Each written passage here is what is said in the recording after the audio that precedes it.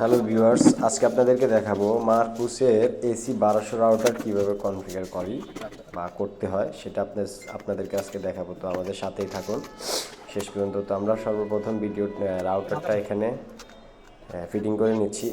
Fitting করে নেওয়ার পরে ফিটিং করে নিচ্ছি ভালো। তারপর আমরা এখানে গুগল ক্রোমে ঢুকবো। গুগল ক্রোমে ঢুকে আইপিটা দিয়ে দিয়েছি 192.168 দিয়ে 11 দিয়ে আমরা রাউটারের ওয়েব পেজে লগ ইন করার পর এখানে আমরা পাসওয়ার্ড সেট করব ROC@2023। তো সেট করার পরে এখানে আমরা লেটস গো স্টার্ট মার্কোসের ওয়েব পেজ চলে গেলাম। আমরা ডাইনামিক থেকে এখানে পিপিও করে দিলাম। পিপিও ইউজার নেম পাসওয়ার্ডটা এখন বসাবো। এখানে পিপিও ইউজার নেম পাসওয়ার্ডটা বসানোর পরে দিয়ে কৃষ্ণ_কুপুর@4114 এখানে দিয়ে দিব আমরা পিপিওর পাসওয়ার্ডটা। তারপরে দিয়ে আমাদের রাউটারটা নেক্সট করে দিলাম। নেক্সট করে দেওয়ার পর এখানে নাম পাসওয়ার্ড সেট করবো। এখন মার্কোস উঠাই দিয়েছি, আমরা উঠাই দিয়ে এখানে দিয়ে দিলাম আমরা দীপ্তি, আর এখানে দিয়ে দিব পাসওয়ার্ড।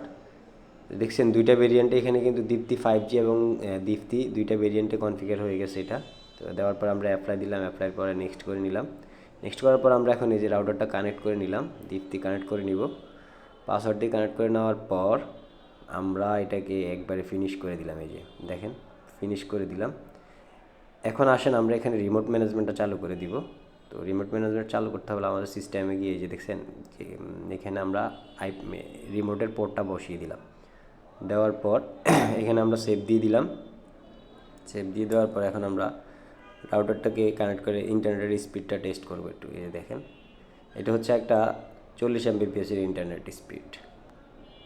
তো ভিডিওটা ভালো লাগলে অবশ্যই শেয়ার করে পাশে থাকবেন। ধন্যবাদ।